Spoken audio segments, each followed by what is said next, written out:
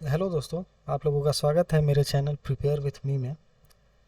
जैसा कि आप लोग जानते हैं, मैं सीटेट 2022 या आने वाला है यूपी टेट, इसके लिए जो एक सब्जेक्ट है चाइल्ड डेवलपमेंट एंड पेडागोजी, उसी एक सीरीज़ बना रहा हूँ जिसमें एक एक करके मैं सारे चैप्टर्स को कवर करने वाला हूँ।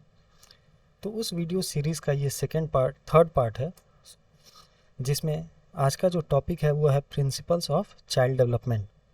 इसके पहले मैं 2 वीडियोस और बना चुका हूँ। एक वीडियो में बेसिक इंट्रोडक्शन ऑफ पेडागोजी था एंड दूसरे वाले में चाइल्ड डेवलपमेंट को डिटेल से समझाया था। ठीक है, अब ये जो तीसरा वीडियो है ये होने वाला है प्रिंसिपल्स ऑफ चाइल्ड डेवलपमेंट के बारे में।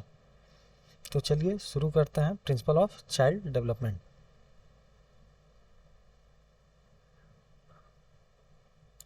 ठीक है, अब देखिए, चाइल्ड डेवलपमेंट के बारे में मैंने पिछले वीडियो में बताया था। तो चाइल्ड डेवलपमेंट प्रिंसिपल की कहाँ ज़रूरत पड़ती है।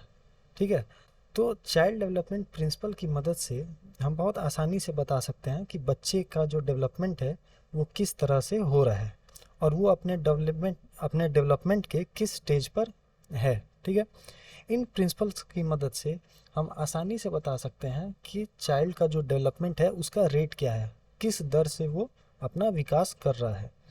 इसके बारे में डिटेल से पढ़ने पर हम बच्चों के बीच की सिमिलरिटीज़ और डिफरेंसेस बहुत आसानी से बता सकते हैं। कोई भी चाइल्ड, इन्फेंट है, चाइल्ड है, जब एक डेवलपमेंट स्टेज से दूसरे डेवलपमेंट स्टेज पर जाता है तो उसके अंदर कुछ चेंज दिखाई पड़ते हैं। स्टडीज़ ने इस बात को प्रूव किया है कि यह बदलाव, ये जो चेंज है, ये कुछ प्रिंसिपल्स के अकॉर्डिंग ही होते हैं। ठीक है, जिनके बारे में मैं आगे बताने वाला हूँ। ठीक है, तो इन प्रिंसिपल्स में पहला जो प्रिंसिपल आता है वो है प्रिंसिपल ऑफ कंटिन्यूअस डेवलपमेंट। देखिए, according to this principle development का प्रोसेस बिना रुके लगातार चलता रहता है। डेवलपमेंट का स्पीड कभी फास्ट कभी स्लो हो सकता है, लेकिन वो एक कंटिन्यूअस प्रोसेस है, वो लगातार बिना रुकावट के चलता रहता है। जैसे शुरू के 3 साल अगर एग्जाम्पल लें, शुरू के 3 साल जब बच्चा अभी न्यू बॉर्न है, पैदा हुआ है, उससे लगभग 3 साल तक सभी बच्चों का ग्रोथ रेट बहुत अधिक होता है, वो बहुत तेज़ी से बढ़ते हैं, सीखते हैं चीज़ों को। उसके बाद धीरे धीरे उनका डेवलपमेंट जो स्पीड है वो स्लो होने लगता है। अब प्रिंसिपल ऑफ कंटिन्यूअस डेवलपमेंट का पहला जो पॉइंट है ये कहता है एडिशन, एक्यूमुलेशन और deposition in skills takes place on a continuous basis. जो बच्चे के अंदर जो उसकी खासियत है, गुण है, जो नई नई चीज़ें सीख रहा है, उनका एडिशन, और जब वो इन चीज़ों को इकट्ठा अपने अंदर करता जाता है, ये एक कंटिन्यूअस बेसिस पे होता रहता है, लगातार होता रहता है। ठीक है, सेकेंड पॉइंट इसमें क्या है, regular continuous deposition in the skills lead to the accomplishment of the more difficult task. जब वो लगातार इन सारी जो उसके अंदर की चीज़ों को वो सीख रहा है, अपने अंदर जोड़ता जाता है, तो धीरे धीरे वो सारी चीज़ें उसके अंदर इकट्ठा हो रही होती हैं और उसके बाद से उन्हीं सब की मदद से वो और डिफ़िकल्ट टास्क कर सकता है या और जो कॉम्प्लिकेटेड चीज़ें हैं वो सोच सकता है या सीख सकता है। ठीक है, थर्ड पॉइंट है development of one stage helps in the development of another stage. जैसे चाइल्ड का जो डेवलपमेंट है वो स्टेज वाइज होता है। ठीक है, पहला अगर न्यूली बॉर्न बेबी है उसको हम कहेंगे वो फर्स्ट स्टेज में है। ठीक है, डेवलपमेंट के उसके बाद से सेकेंड स्टेज आता है, फिर थर्ड स्टेज आता है। तो जो बच्चा अपने फर्स्ट स्टेज में जो जो चीज़ें सीखा है या डेवलप हुआ है, जो उसका विकास हुआ है, उसकी मदद से ही वो सेकेंड स्टेज को भी आगे सीखेगा या उस स्टेज को क्लियर करेगा।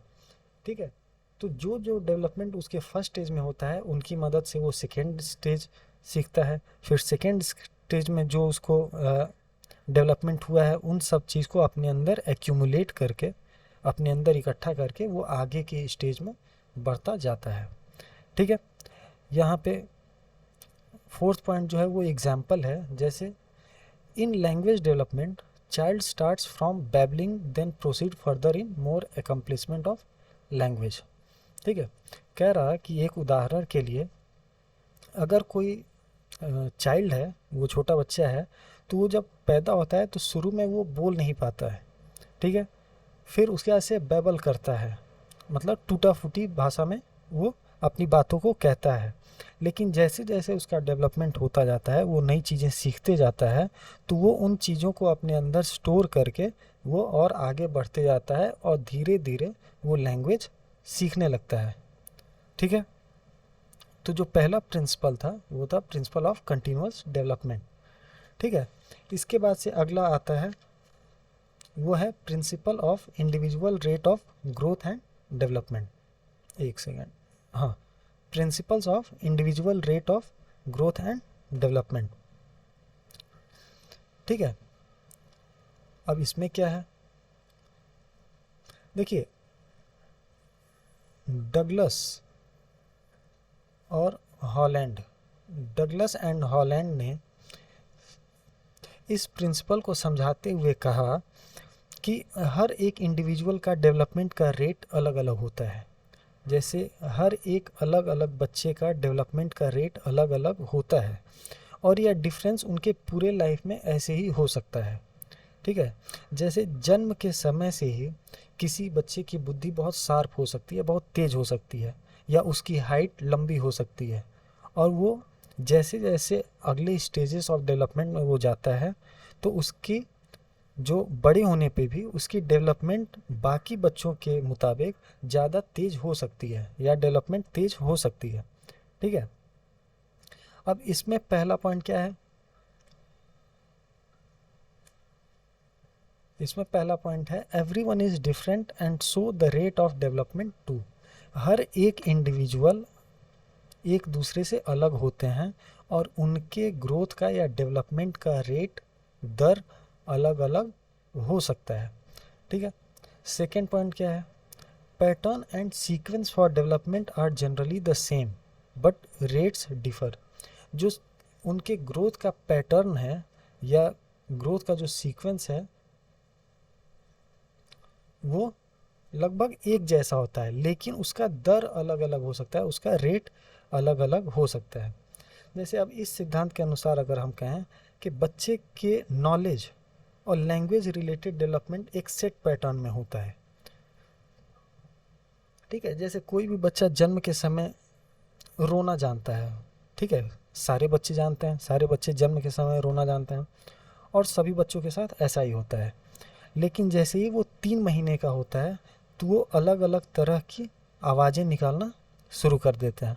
ठीक है। बोल नहीं पाता है, उनके पास शब्द नहीं है, वर्ड्स नहीं है, लेकिन वो अपने थ्रोट का इस्तेमाल करके आवाज़ निकाल सकते हैं। ठीक। 3 महीने में वो आवाज़ निकालना शुरू करते हैं। उसके बाद से फिर 6 महीने में वो हंसने या खुशी का अपना आवाज़ दर्शाने लगते हैं। जैसे 6 महीने का हो गया, तो अगर वो खुश है तो हंसने की आवाज़ कर सकता है, या दुखी है, दुखी वैसे रोने की आवाज़ तो वो शुरू से करता है। ठीक है। जब 6 महीने या 7 महीने का जब बच्चा हो जाता है, तो वो धीरे धीरे कुछ वर्ड्स बोलना शुरू कर देता है। जैसे आपने सुना होगा, या तो वो माँ या पा या बा, कुछ इन तरह की वर्ड्स का यूज़ वो करना शुरू कर देता है।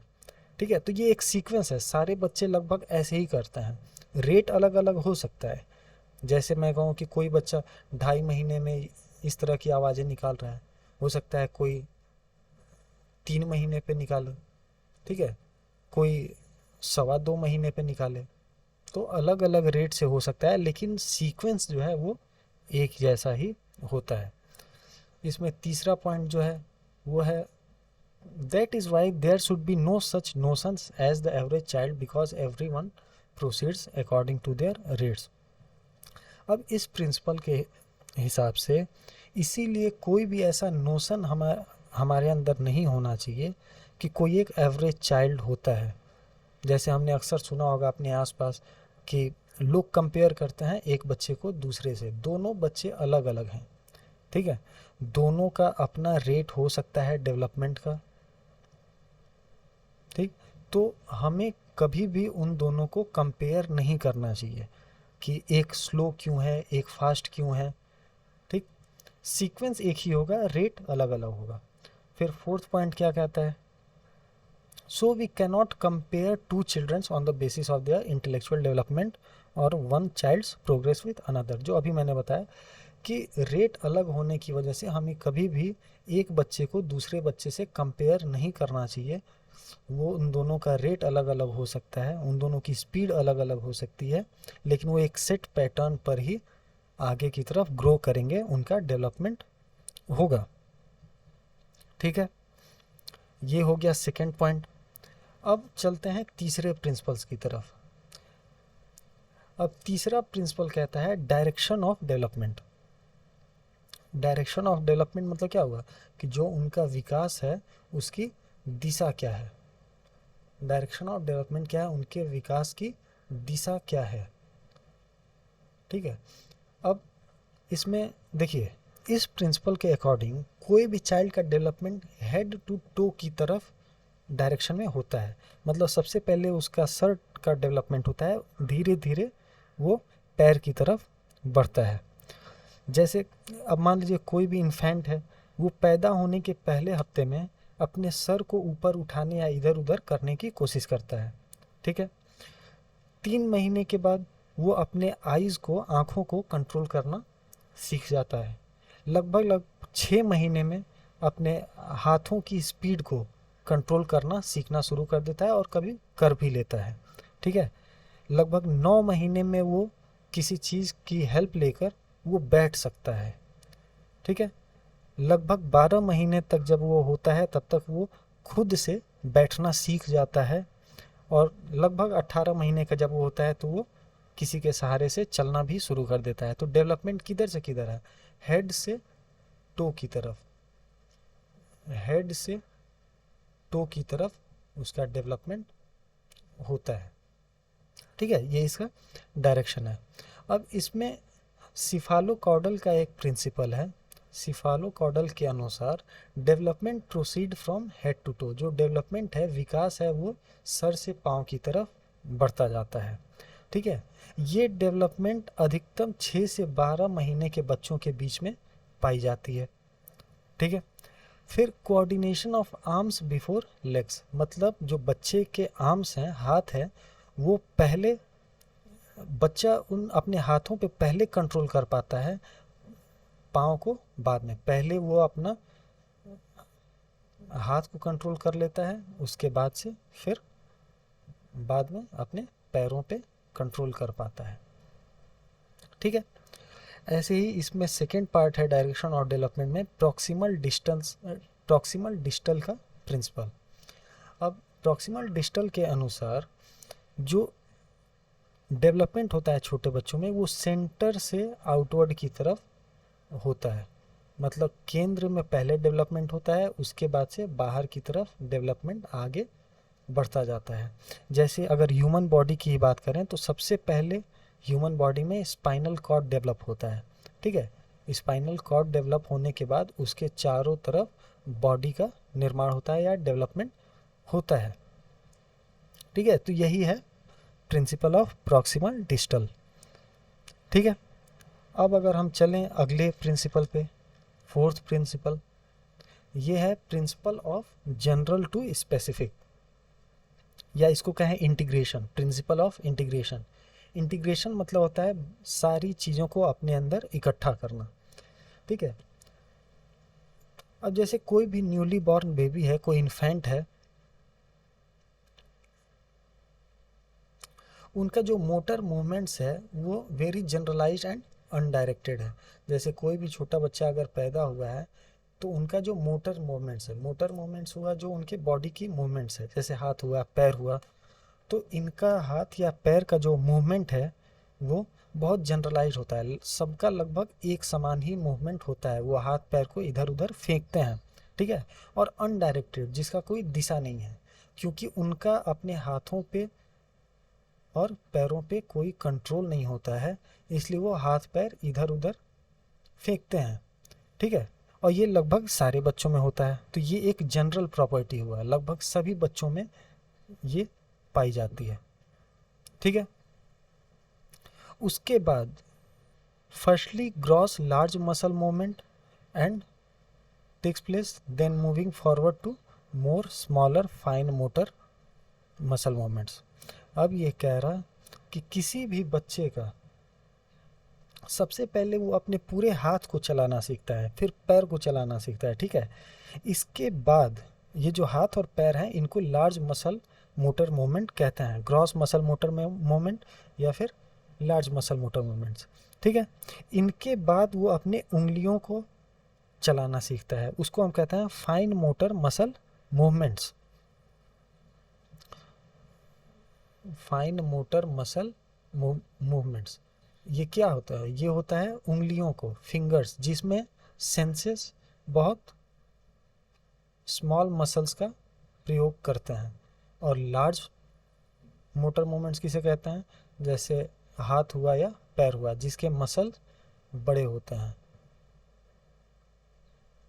तो कोई भी बच्चा सबसे पहले अपने पूरे हाथ को चलाना सीखता है और पैर को चलाना सीखता है, उसके बाद अपने उंगलियों को कंट्रोल कर पाता है, और उसके बाद जैसे जैसे वो और डेवलप उसका होता जाता है, वो दोनों को एक साथ चलाना सीख लेता है, ठीक है। ये हो गया principle of general to specific. अब आगे चलते हैं, principles of simple to complex. अगला जो प्रिंसिपल है ये है सिंपल टू कॉम्प्लेक्स, ठीक है।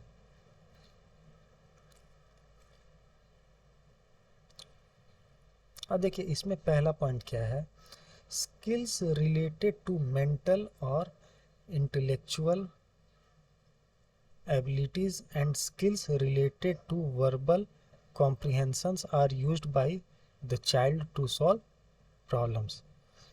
कोई भी जो चाइल्ड है वो अपने मेंटल, मानसिक या इंटेलेक्चुअल काबिलियत को, या फिर अपने जो लैंग्वेज कॉम्प्रिहेंशंस है उसका यूज़ करके किसी भी प्रॉब्लम को सॉल्व करता है, ठीक है।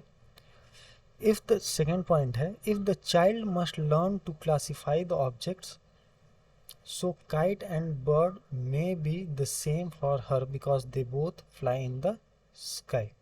अब कोई भी छोटा बच्चा है, अगर वो किसी ऑब्जेक्ट को क्लासीफाई करना सीख लेता है या नया नया सीख रहा है, तो उस छोटे से बच्चे के लिए आसमान में उड़ता हुआ कोई भी पक्षी है, कोई बर्ड है या कोई पतंग है, काइट है, तो उसके लिए वो दोनों सेम है, ठीक है। वो उन दोनों को एक ही समझता है। This type of response is associated with the first level of thinking and based on the thoughts existing between the two. अब देखिए, अगर किसी छोटे बच्चे से पूछा जाए तो अगर वो आसमान में एक पतंग उड़ता हुआ दिख रहा है और एक पक्षी उड़ता हुआ दिख रहा है, तो उसके लिए वो दोनों एक ही चीज़ है, ठीक है, क्योंकि वो अपने डेवलपमेंट के पहले स्टेज पे है। उसको उन दोनों के बारे में डिफरेंस पता नहीं है, वो दोनों आसमान में उड़ रहे हैं, इसलिए उसके लिए दोनों एक ही चीज़ है। लेकिन जैसे जैसे वो सेकेंड स्टेज या थर्ड स्टेज की तरफ बढ़ता है, सेकेंड स्टेज या थर्ड स्टेज की तरफ बढ़ता है, जब वो उन चीज़ों के बारे में अच्छे से और जानने लगता है, उसका डेवलपमेंट और अगले स्टेज पर पहुंच गया है, तो वो उन दोनों के बीच का अंतर जान पाता है, ठीक है, समझ में आ रहा। तब वो एक, for example, they will be able to understand that kite and birds do belong to different categories. जब वो और अगले स्टेज पर चला जाता है, तब वो समझ पाता है कि जो काइट है, पतंग है, और जो बर्ड है, वो दोनों दो अलग अलग कैटेगरी हैं, और आसमान में उड़ने से वो दोनों एक नहीं हो जाते हैं, ठीक है। चलिए अगली हेडिंग की तरफ चलते हैं। देखिए, अगले हेडिंग को बताने से पहले मैं एक चीज़ बता दूं कि कोई भी चाइल्ड जो है, उनके अलग अलग जो एस्पेक्ट के डेवलपमेंट हैं, उनके बीच में रिलेशन होता है, ठीक है। किसी भी चाइल्ड के अलग अलग एस्पेक्ट के डेवलपमेंट के बीच में रिलेशन होता है, चाहे वो उसका फिजिकल, मेंटल या इमोशनल डेवलपमेंट कोई भी हो, ठीक है। अगर मैं इसको समझाऊं तो ऐसे कह सकता हूं कि जब भी किसी चाइल्ड का फिजिकल डेवलपमेंट होता है, तब साथ ही साथ उसकी इंटरेस्ट या उसके माइंड का सेंट्रलाइजेशन, जैसे किस काबिलियत से वो किसी चीज़ पर फोकस कर पा रहा है अपने आप को, या उसके बिहेवियर, सभी में चेंज होता है, ठीक है। फिजिकल डेवलपमेंट हो रहा है, डेवलपमेंट एक स्टेज से दूसरे स्टेज पर वो जा रहा है, साथ ही में उसका माइंड का भी डेवलपमेंट साथ ही साथ चलता होता है। ठीक है, फिजिकल डेवलपमेंट के साथ ही साथ उसका माइंड का भी डेवलपमेंट चल रहा होता है, और उसकी रीजनिंग और लैंग्वेज का भी डेवलपमेंट साथ ही में होता रहता है। देखिए, हरलॉक HARLOC हरलॉक के प्रिंसिपल के अकॉर्डिंग अलग अलग स्पीसीज़, चाहे वो एनिमल का हो या ह्यूमन का हो, उनका डेवलपमेंट उनके स्पीसीज़ के डेवलपमेंट के सेट पैटर्न पे होता है। ठीक है, जो एनिमल है वो अपने स्पीसीज़ के एक सेट पैटर्न पे उसका डेवलपमेंट होता है। अगर ह्यूमन है तो उसका डेवलपमेंट ह्यूमन के स्पीसीज़ के सेट पैटर्न पे होता है। मैं फिर से रिपीट कर दूं, रेट अलग अलग हो सकता है, लेकिन जो स्पीसीज़ का जो सेट पैटर्न है, पैटर्न अलग अलग नहीं होगा, वो एक ही पैटर्न पे उनका डेवलपमेंट होता है। ठीक है, अब जो हेडिंग है, how knowledge and understanding of these principle would help as a teacher. अब इन प्रिंसिपल्स का जो मैंने अभी बताया है, इन प्रिंसिपल्स का नॉलेज होने से हमें कैसे मदद मिलता है एज अ टीचर, जब टीचर बनते हैं। तो वो सीटेट के एग्ज़ाम में क्यों पूछा जाता है, इसीलिए तो कि हमें नॉलेज होना चाहिए इन प्रिंसिपल्स के बारे में। ठीक है,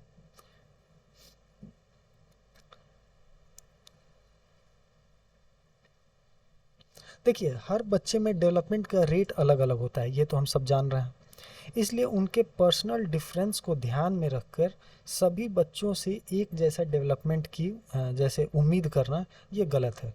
हम अब तो ये जान रहे हैं कि सारे बच्चों का रेट अलग अलग हो सकता है डेवलपमेंट का, तो सारे बच्चे अलग अलग तरीके से सीखते भी हैं। ठीक है, कुछ बहुत फास्ट तरीके से सीखते हैं, कुछ स्लो तरीके से सीखते हैं। तो उन बच्चों से एक जैसे डेवलपमेंट की उम्मीद करना ये गलत है।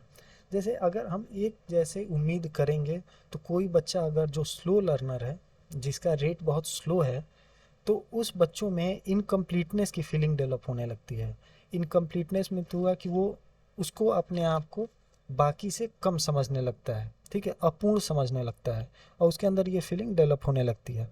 और कभी भी अगर ऐसे कोई बच्चा है जिसके अंदर ये फीलिंग डेवलप हो रही है, तो उसको इनकरेजमेंट की कमी होने लगती है, और उससे उसके अंदर विश्वास की भी कमी होती है, वो अपने आप को फेल्योर समझने लगता है। ठीक है, तो इसलिए टीचर की ड्यूटी है कि कभी वो उन बच्चों को ये फील ना होने दे कि कौन सा स्लो लर्नर है, कौन सा फास्ट लर्नर है, बल्कि टीचर्स को उनके रेट के अकॉर्डिंग ही उन बच्चों पर ध्यान देना चाहिए। ठीक है, एक स्लो लर्नर होगा, एक फास्ट होगा, दोनों का रेट अलग अलग है। ठीक है, how knowledge and understanding of this principle would help as a teacher में पहला पॉइंट है, planning and activities to be done in the classroom and outside. हमें जब पहले से पता रहेगा तो उसके बारे में प्लानिंग और किस तरीके से उस बच्चे को इनकरेज करना है या सिखाना है, उसका हमें पहले से ही तैयारी करना चाहिए, क्लासरूम में जाने से पहले और उसके बाहर भी। सेकेंड पॉइंट है, it will help in producing cognitive effects of experience for learner. और जब हम ऐसा करते हैं तो उन बच्चों के अंदर एक अच्छा इन्वायरमेंट बनता है, एक अच्छा माहौल बनता है, और उससे वो सीखने की उनके अंदर जो क्या उसको बोलेंगे, सीखने की जो एक्साइटमेंट होती है वो बढ़ती है, और वो बच्चे धीरे धीरे अपना डेवलपमेंट आगे की तरफ बढ़ा पाते हैं। ठीक है, तो ये 6 प्रिंसिपल्स थे, सॉरी 5 प्रिंसिपल्स थे। इन प्रिंसिपल्स को इस वीडियो में एक्सप्लेन किया गया है। ठीक है, तो आज का वीडियो यहीं पे ख़त्म होता है, फिर अगले टॉपिक की वीडियो में नेक्स्ट वीडियो में बनाऊंगा। तब तक के लिए thanks for watching and see you in next video. Thank you.